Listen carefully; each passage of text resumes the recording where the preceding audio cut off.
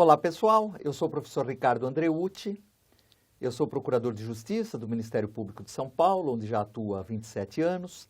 Eu sou mestre, doutor e pós-doutor em Direito. Eu sou professor universitário, professor de cursos preparatórios para ingresso nas carreiras jurídicas e OAB e autor de algumas obras pela editora Saraiva. Tenho a grata satisfação de estar aqui hoje com vocês para este Aprendi Mais Essa, não é? O que nós vamos aprender hoje, pessoal? Nós vamos aprender um pouquinho sobre o abuso de autoridade, não é? Nós vamos falar da Lei 4898 de 1965. Olha ela aí, Lei 4898 de 65, que é uma lei antiga, não é de 65, mas ela é uma lei atual no aspecto da manutenção da sua vigência, da sua eficácia, da sua utilidade prática, né? Costumo dizer, qualquer pessoa deveria saber sobre a lei de abuso de autoridade, não é? Afinal de contas, o que é o abuso de autoridade? Autoridade, as pessoas detêm e abusam desta autoridade. Então, a gente costuma, muitas vezes, achar que abuso de autoridade, pessoal, é só polícia que comete. Não, nós vamos ver que é qualquer pessoa que exerça cargo, emprego ou função pública, tá bom? Vamos começar? Trabalhar um pouquinho? O artigo 1º, pessoal. Então, aí você foi vítima de um abuso de autoridade, não é? Como é que fica? Aí vem o artigo 1º, diz assim, o direito de representação e o processo de responsabilidade administrativa,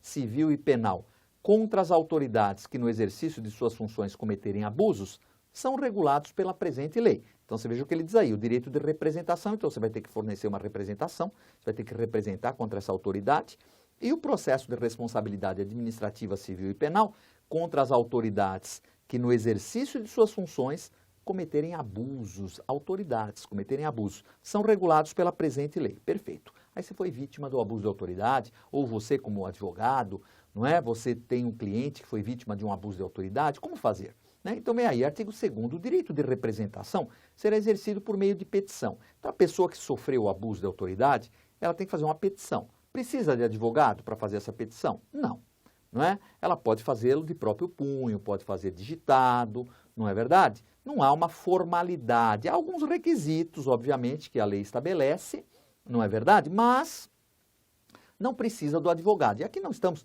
não é, menosprezando a figura do advogado, que é fundamental para o âmbito jurídico, é uma função essencial à administração da justiça. Mas nesse caso em específico, para fazer essa representação, não precisa do advogado, não é? E essa representação, como é que a gente faz? Então vem aí o artigo 2º e diz, o direito de representação será exercido por meio de petição, então tem que fazer a petição, primeiro, dirigida à autoridade superior que tiver competência legal para aplicar à autoridade civil ou militar culpada a respectiva sanção. E segundo, dirigida ao órgão do Ministério Público que tiver competência para iniciar o processo crime contra a autoridade culpada. Pessoal, então, são duas petições, né? Então, uma é dirigida à autoridade superior à culpada. Então, você vai ter que identificar, foi o soldado da Polícia Militar, então, a autoridade superior. Então, você tem quem lá? O comandante-geral da polícia, você tem o secretário de Segurança Pública, não é verdade? Ah, foi o delegado de polícia que abusou de autoridade. Então, aí você tem o delegado-geral de polícia, você tem também o secretário de Segurança Pública, tá certo? Você vai dirigir à autoridade superior à culpada. E aí é um serventuário da justiça, então você vai ver a quem ele é subordinado, você vai fazer a representação à autoridade superior a ele. Faz a representação, por quê? Essa representação vai culminar com uma responsabilização administrativa. E o Ministério Público, você vai oferecer outra petição, você vai encaminhar ao Ministério Público, dirigir ao Ministério Público, então você vai fazer, e aí você vai ao órgão do Ministério Público. Aonde? Na sua comarca. Você vai na sua comarca, tem lá o promotor. Dirija-se lá, fala, doutor, eu vim protocolar aqui a petição, se tiver um oficial de promotoria, você entrega para o oficial de promotoria, ele vai protocolar ali bonitinho para você, e aí em algumas comarcas, como é o caso da capital de São Paulo, já há um protocolo do Ministério Público, então você pode ir lá e protocolar. Tá certo? Ah, mas eu não sei a quem dirigir, a que promotor dirigir. Não tem problema nenhum, pode dirigir ao Procurador-Geral de Justiça, que vai fazer os trâmites administrativos de encaminhamento ao promotor competente, pode distribuir a um promotor da comarca, que ali internamente vai ser feita a destinação da sua petição ao promotor competente, tá certo? Então, dirigida ao órgão do Ministério Público que tiver competência, leia-se atribuição, não é para iniciar o processo crime contra a autoridade culpada, e já para a responsabilidade criminal. Parágrafo único. A representação será feita em duas vias e conterá. Então, o que tem que conter? A exposição do fato constitutivo do abuso de autoridade com todas as suas circunstâncias, ou seja, você tem que narrar o que aconteceu e com o maior número de detalhes possíveis que você tiver. Eu tinha poucos detalhes. Bom, os poucos. O que você tiver, você tem que pôr na petição. Não é? A qualificação do acusado, se houver, ou eventualmente os meios pelos quais se possa identificá-lo. Eu não sei quem é ele, mas eu sei que ele estava na viatura placa tal, na viatura patrimônio tal, não é? Eu sei que ele estava fazendo a ronda naquela rua no momento tal. Então, através de todos os elementos que você fornecer, será possível a identificação dessa autoria, se você não tiver. E o rol de testemunhas, no máximo de 3, se houver. Não é? A gente sabe que às vezes é difícil achar testemunha num abuso de autoridade, principalmente se é tarde da noite, principalmente se o local é ermo, não é? Se não há testemunhas, mas se houver testemunhas, então apresente o rol de testemunhas de no máximo 3, se houver, tá, pessoal? Então vamos resumir aí para você. O direito de representação, ele é exercido por meio de petição, você está vendo aqui na tela comigo, petição em duas vias, exposição do fato constitutivo do abuso com todas as suas circunstâncias, qualificação do acusado e o rol de testemunhas no máximo de 3, se houver. É isso que você vai pôr na petição, tá bom? Mas eu prefiro contratar um advogado, professor, que ele faz isso para mim. Maravilha, vai lá, contrate seu advogado, etc. Mas eu não tenho condições. Defensoria Pública pode te auxiliar, não é uma assistência judiciária gratuita. Puxa, mas eu consigo fazer a petição sozinho? Faça a petição sozinho, não tem problema nenhum, vá lá e protocole. Tá certo? A petição será dirigida, então, à autoridade superior à culpada e outra petição ao Ministério Público.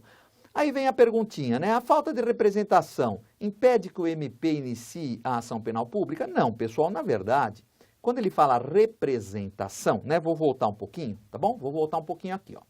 Vou voltar no caput do artigo 2º. Diz assim, o direito de representação. Que representação é essa, pessoal? Essa representação não é a representação que é condição de procedibilidade de uma ação penal pública condicionada. Não é. Então, não quer dizer que os crimes de abuso de autoridade, a ação penal seja pública condicionada à representação. Não. A ação penal nos crimes de abuso de autoridade, ela é pública incondicionada. O MP pode agir de ofício. Não há necessidade da representação. Representação aqui é um termo utilizado pela lei no sentido de levar ao conhecimento de alguém o fato ocorrido. Né? Eu vou representar contra o fulano, ou seja, eu vou levar ao conhecimento de alguém aquilo que ele fez. Tá? É nesse sentido que é a representação. Por isso que aí eu venho, agora sim eu avanço, e coloco aí a falta de representação do ofendido não impede que o Ministério Público inicie a ação penal pública. Né? Por quê? Isso está expressamente disposto no artigo 1º da Lei 5.249, de 67, que alterou o artigo 12 da Lei de Abuso de Autoridade, porque havia essa dúvida, né? Logo que saiu a Lei de Abuso de Autoridade. Aí veio a Lei 5.249, de 67, e já no artigo 1º altera a redação do artigo 12 da Lei de Abuso de Autoridade. Então, se o Ministério Público, independentemente de uma representação de quem quer que seja, se o promotor, ele se depara com um abuso de autoridade no bojo de um processo no qual ele atue, não é? Ou se o juiz se depara com um abuso de autoridade no bojo de um processo no qual ele atue, né? No caso do juiz, ele encaminha peças ao Ministério Público. O promotor pode entrar com ação penal por abuso de autoridade contra os culpados, não é verdade? E o promotor também, se deparar num inquérito, às vezes o inquérito foi apurado, foi instaurado para apurar algum fato, mas no bojo dele você vê um abuso de autoridade. Dá para atuar aí? Dá. Não precisa representar, não precisa chamar a vítima lá para fazer a representação? Não. Porque essa representação aqui não é a representação, repito, não é a representação condição de procedibilidade de uma ação penal pública condicionada. Não. Essa representação é uma forma de levar ao conhecimento de quem de direito o fato praticado, certo? Artigo 3º, o que é que constitui abuso de autoridade? Qualquer atentado contra a liberdade de locomoção está no artigo 3º. Depois você pode ler com calma. Liberdade de locomoção. E outra, se você não é da área jurídica, você fala assim, eu não sou da área jurídica, professor, eu estou aí vi o vídeo aí no YouTube, acessei, eu quero saber de abuso de autoridade, porque sou uma pessoa, eu acho que isso aqui tinha que ser difundido no Brasil inteiro. E aqui, pessoal, não vai nada contra a autoridade, muito pelo contrário. Não é? A autoridade tem que respeitar a lei, assim como todos nós respeitamos, não é? E nós mesmo, eu já, na minha qualidade de autoridade, no exercício da minha função, Não é? Sempre procurei respeitar a lei, respeitar as pessoas, porque essa é a nossa função. Então, na verdade, quando se abusa de autoridade, isso precisa ser punido, esse cidadão. Então, aqui não vai nenhum tipo de preconceito contra a polícia ou contra ninguém da justiça, não é isso, tá bom? Não me entendam mal, não é isso. Às vezes a gente dá o exemplo, o policial fez isso, aquilo, mas é por mera, posso falar, o juiz fez isso, o promotor abusou da autoridade, o juiz abusou da autoridade, podemos falar, o oficial de justiça abusou da autoridade, o escrevente abusou da autoridade, né? Um deputado abusou da autoridade, não tem problema. É que às vezes a pessoa vincula muito o abuso da autoridade à questão policial, o que não é exclusivo, tá bom? Então, qualquer abuso que haja, qualquer atentado à liberdade de locomoção, à inviolabilidade do domicílio, ao sigilo da correspondência, à liberdade de consciência e de crença, ao livre exercício do culto religioso, à liberdade de associação, direitos e garantias legais assegurados ao exercício do voto, direito de reunião, incolumidade física do indivíduo e os direitos e garantias legais assegurados ao exercício profissional. Tá? Então, por exemplo, ali o primeiro, liberdade de locomoção. Então, você está lá na rua, aí o policial te para e diz assim, olha, você é suspeito, então eu estou te prendendo para averiguação. Pergunto eu a você, existe prisão para averiguação no Brasil?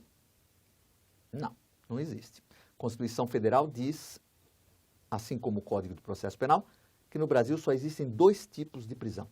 Ou a prisão em flagrante delito, se você estiver cometendo um crime ou acabar de cometê-lo, ou for perseguido, ou for encontrado, prisão em flagrante delito, ou prisão por ordem escrita e fundamentada de autoridade judiciária competente. Não tem prisão para averiguação. Então, se o policial disser que você tem que ir para a delegacia para averiguação, você vai se quiser. Se quiser. Se você não quiser ir, você não vai. Ah, professor, mas se eu não vou, ele me enche de porrada, me dá tapa, me algema e me leva. Aí ele cometeu o abuso de autoridade. Tá? Então, o policial consciente, o policial que sabe, o policial que atua, que é a grande maioria, né, os policiais corretos, a grande maioria, sabem disso, não é? Mas, enfim, sempre tem aquele outro que, né, infringe a lei. Se acontecer, é um abuso de autoridade. E aí você vai poder atuar de acordo com o que a lei está dizendo. Tá claro? Qualquer liberdade qualquer atentado à liberdade de locomoção, à inviolabilidade do domicílio, por exemplo, ao livre exercício da sua atividade profissional, né? Direitos e garantias assegurados ao exercício profissional. Você pode até, como advogado, também ter cerceado um direito seu, uma prerrogativa sua. O que é que o juiz está cometendo, o que é que o promotor pode estar cometendo ao cercear, ao atentar contra um direito de garantia legal assegurado ao seu exercício profissional como advogado? Ele está cometendo um abuso de autoridade. E aí você vai atrás, né? E você vai também representar. Tá certo? Tudo bem? Artigo 4º também vem e diz mais abuso de autoridade ainda. Constitui também abuso de autoridade ordenar ou executar medida privativa de liberdade individual sem as formalidades legais ou com abuso de poder. Acabei de te falar das prisões para averiguação. Submeter pessoas sob sua guarda ou custódia, vexame ou constrangimento não autorizados em lei. Deixar de comunicar imediatamente ao juiz competente a prisão ou a detenção de qualquer pessoa, conforme determina a lei. Não é? Deixar o juiz de ordenar o relaxamento de uma prisão ou detenção ilegal que lhe seja comunicada. Levar à prisão ou nela deter quem quer que se proponha a prestar fiança permitida em lei. Cobrar o carcereiro ou agente de autoridade policial carceragem, custas, emolumentos, outras despesas, etc.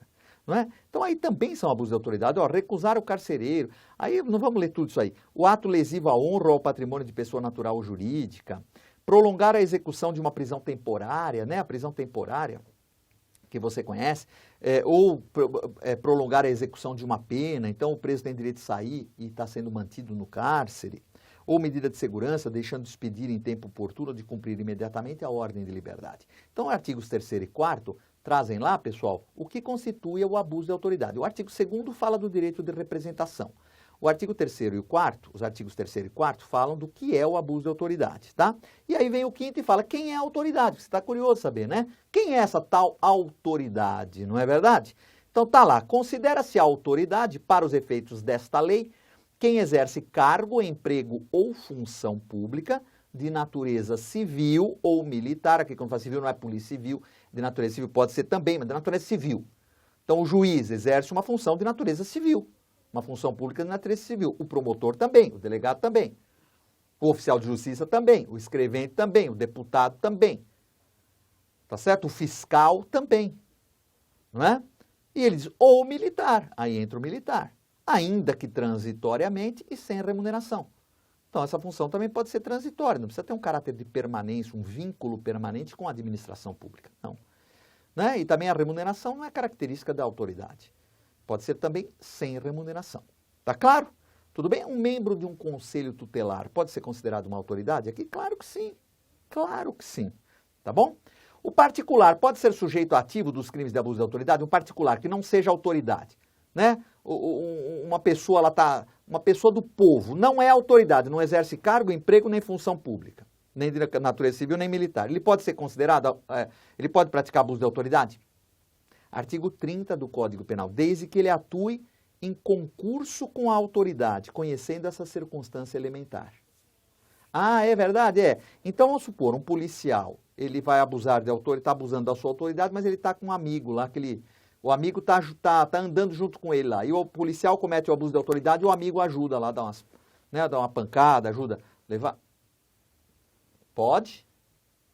Ah, mas ele é civil, ele não tem nada a ver, ele não é militar, não está exercendo autoridade, nem de natureza civil, nem de natureza militar, ele é um do povo. Ele vai responder pela lei de abuso de autoridade, sim, porque ele cometeu o crime em concurso com o funcionário público que abusou de sua autoridade, sabendo dessa circunstância. Artigo 30 do Código Penal, certo? Artigo 6º, o abuso de autoridade sujeitará ao seu autor a sanção administrativa, civil e penal. É a chamada tríplice responsabilização do abuso de autoridade. Tríplice responsabilização do abuso de autoridade. Então, gera uma responsabilidade administrativa no âmbito interno da instituição a qual pertencer o funcionário. Civil, ele vai ter que indenizar.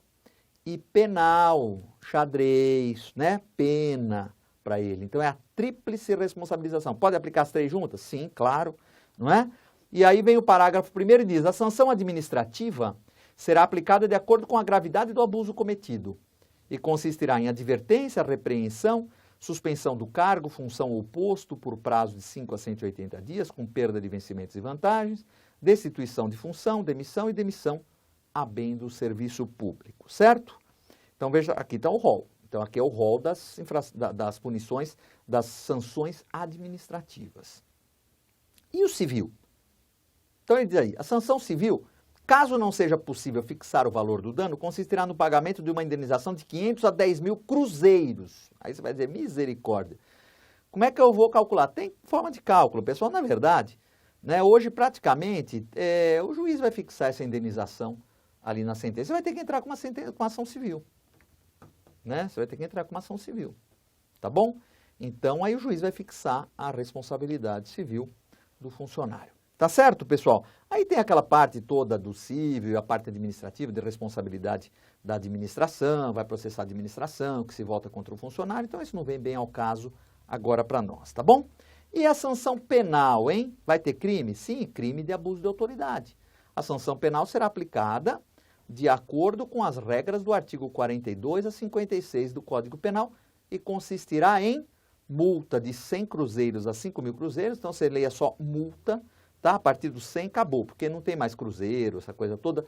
Né? O Código Penal com a reforma de 84, ele previu só a multa. A lei ficou desatualizada, mas vamos entender, multa. Aí o juiz vai fixar de acordo com os critérios lá dos artigos 51 e seguintes do Código Penal.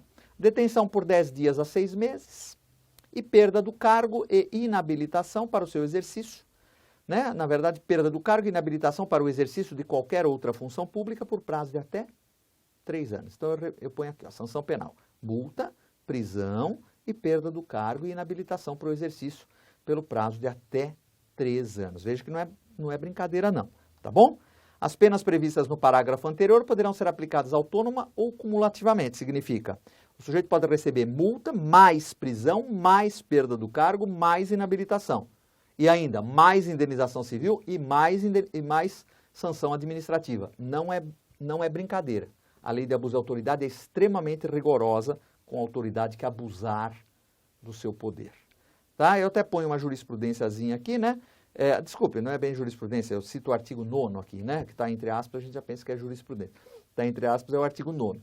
De acordo com o disposto no artigo 9º da lei, simultaneamente com a representação dirigida à autoridade administrativa ou independentemente dela, poderá ser promovida pela vítima do abuso a responsabilidade civil ou penal, ou ambas, da autoridade culpada. Então, nós podemos ter responsabilidade administrativa, civil e penal, tudo junto, sem problema nenhum, tá?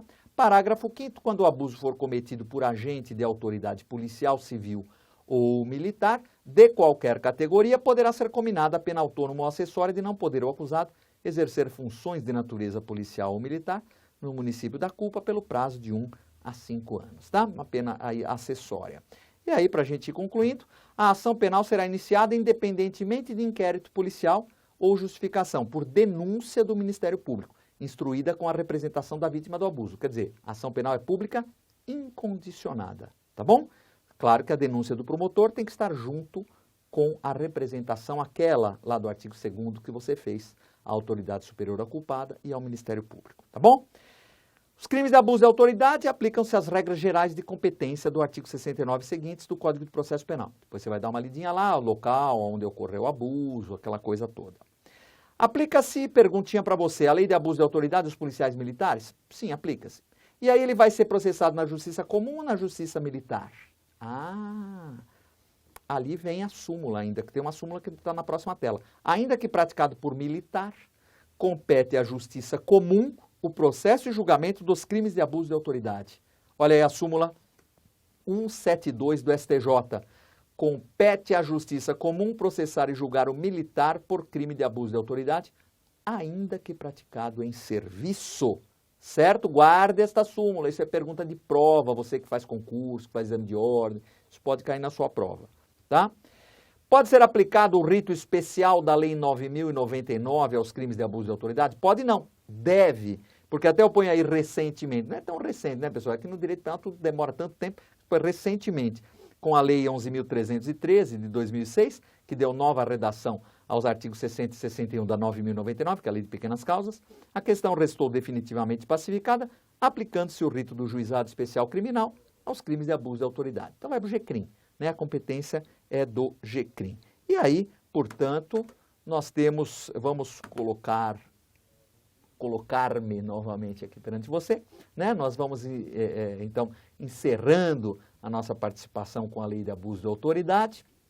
E aí, pessoal, é muito interessante isso. Então, dá uma lidinha de novo na lei, né? Assista quantas vezes você precisar esse nosso vídeo. É muito bacana, espero que eu tenha contribuído para você aprender mais essa. Tá bom? Muito obrigado pela atenção. E antes de encerrar o nosso vídeo, eu queria tomar a liberdade de indicar a você que estuda, né, para concursos, etc. Se você precisar de uma obra de legislação penal especial, aqui eu tenho a Lei de Abuso de Autoridade e mais outras 47 leis, né? Então, tudo isso aqui são leis que nós comentamos aqui, drogas, desarmamento, trânsito. São dos livros mais completos hoje da doutrina nacional. Legislação Penal Especial, minha autoria, Ricardo Antônio Andreucci, editora Saraiva, tá? Edição atualizadíssima. Se você precisar para concurso, para qualquer nível, nós temos, graças a Deus, uma boa aceitação do mercado nesta obra para complementar os seus estudos. Obrigado pela atenção, nos vemos em outra oportunidade.